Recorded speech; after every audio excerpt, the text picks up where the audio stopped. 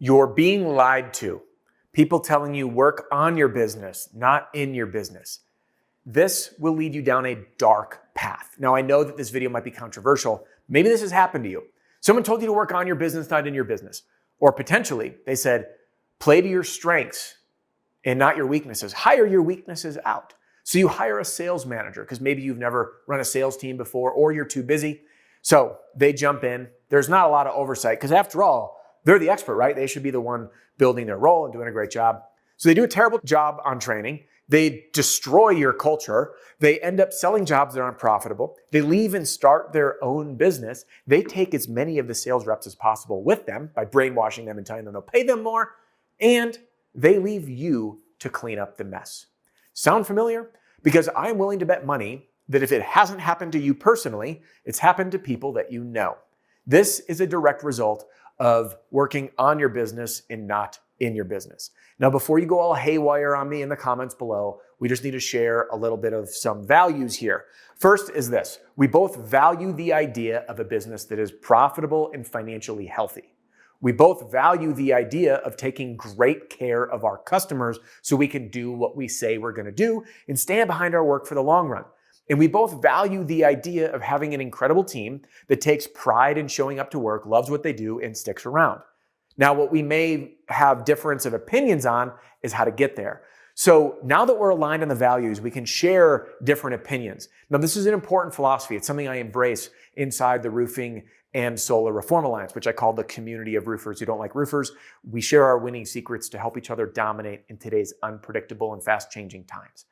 And in there, we are not like-minded, but we are value-aligned. Just the same as if I surveyed 100 roofers, what's the healthiest diet? Keto, carnivore, paleo, gluten-free, dairy-free, vegetarian, vegan. Those aren't like-minded, those are different.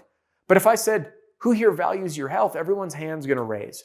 So now that we have this groundwork laid, let's get into the nitty-gritty on why I believe it's a complete lie to work on your business and not in your business and what you can do instead. My name's Adam Bensman. I'm glad to have you here, and let's get started. Roofing sales is personal development in disguise, and the reward for growth is life-changing. I hope my content helps you create a richer life and bank account. Now, this video was inspired by a gentleman in our community. His name's John, and John has built two roofing companies, one commercial, one residential, doing 30 million plus and 40 million plus, and he's also built and sold many companies in his lifetime. John and I ended up on a phone call, and he shared with me that he hated this idea of working on your business or not in your business. He says, man, that has gotten me into trouble every single time. I think it's a total lie. And until this point, because John is the one that actually inspired this video, I thought I was the only one that felt that way. Turns out I'm not. So the purpose in making this video is to just give you a different perspective on what it means to build the business of your dreams. Whether that's you working in it, taking over the world, running a small office, making a couple $1,000,000 a year and being happy, or building a business that runs without you so you can golf or sit on the beach and just have a steady income stream. Now, let's first talk about the traps of this idea of working on versus in your business. When many people take this advice at face value, they do what I call wishful investing or wishful hiring.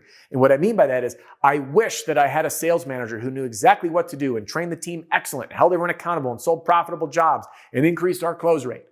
And then they hire the person and then they turn and they're like, well, I just hired to my weakness, right? That's what I'm supposed to do because all the consultants told me I should hire away my weakness and work on my strengths. But what ends up happening again without oversight is the story I opened up with, where the sales manager runs it to the ground, steals the team, flips contracts, destroys the culture. So what we need to do instead, and by the way, there's a couple other examples of this before I go back to what we need to do. Companies or owners that say, hey, I need a new marketing channel. And then you're like, hey, I should hire to this. I don't want to build it in-house. So you find the marketing agency that promises you the world. And again, I had a member of ours reach out. They had spent over $130,000 with an agency that had all of these grand promises, and they did not deliver. Again, this is wishful investing or wishful hiring. Those are two examples. So what do we need to do instead? I want you to think of the analogy that if you were in a 10-foot hole in the ground and it was squared off edges, how would you get out? Think of that right now. You're in basically a 10-foot grave, squared off walls. How do you get out? Now, this is the analogy of where you are potentially in your business as an owner or manager. You are in that hole in the ground. So the idea of working on your business from up here versus in it is a complete fallacy. It's just not realistic. So think of it this way. If it were me, here's how I'd get out. I would use whatever tools I could because my life is more important than my phone. I'd call for help first if there is none. This would become my new shovel. Or maybe it would be my keys. And what I would do is I'd get on my hands and knees and I would shovel out my first step. I'd do all the work and I'd have the vision of putting all of the steps in so I could escape this hole and be on the outside of the hole. And that's how you want to approach exiting your business. Or again, it's actually working in your business to get out of your business, which is the inverse of work on your business instead of in your business. So the first step would be the hardest, but I'd have the whole vision and I'd slowly chisel them out. So how does this apply to you in your role growing your business? There's a few key concepts that we are going to break down in terms of tactical advice for you to take this thought-provoking idea and implement it. Number one is to free up your time. Far too many people approach growth by what role do I need to hire? Stop thinking about it that way. Do not think what role do I need to hire? Think of what time can I free up? So an exercise that I've done, and I encourage many members of ours to do, is to write down as a journal timestamps, every single thing you do for 2 weeks. Everything. When you check email, when you stop, when you return phone calls, when you do this, when you do that. And I did that. And then I said, okay, my biggest time leaks are here, here, and here. And as Jordan Peterson said, I just saw him speak when I was out at the Genius Network event, and he said, spend all your time doing the things that only you can do. And I'm like, okay, responding to email, I don't need to be doing all of that on my own, so that can be offloaded, and I don't need to be doing this and that. And then that defined the role.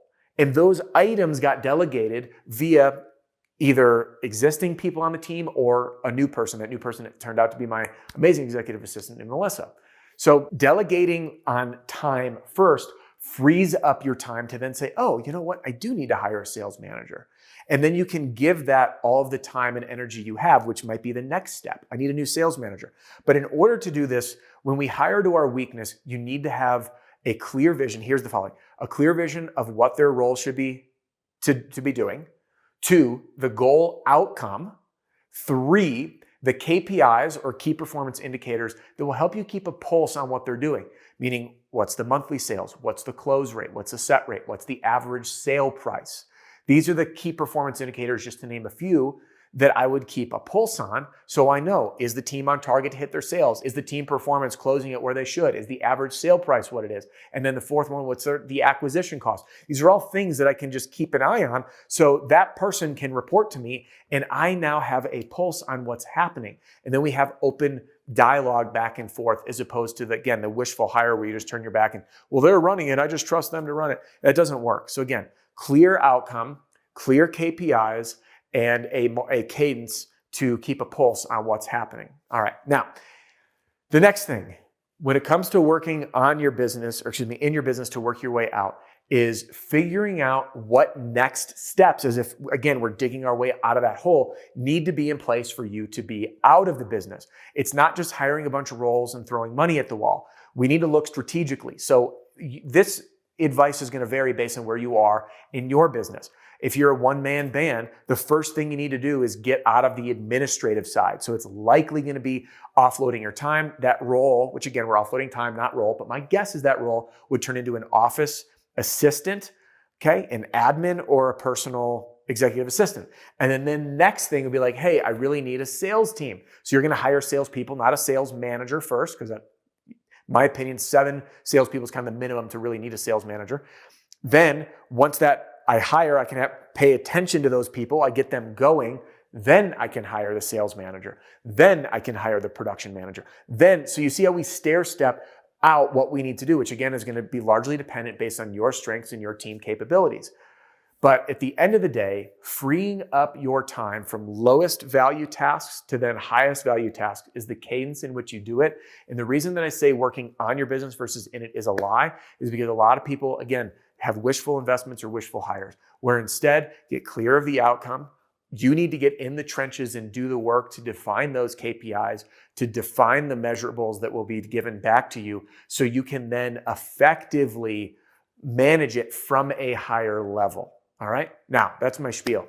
on why it's a lie to work on your business versus in your business, and why you actually need to work in your business to get out of your business the right way. Agree or disagree, drop a comment below. And if you want to hang with me here, I have another video for you that's really going to help. And if you're wearing all the hats, jump into this next video. I'll help you get out of it and figure out which hats to hire for next. Thanks for joining me. We'll see you soon.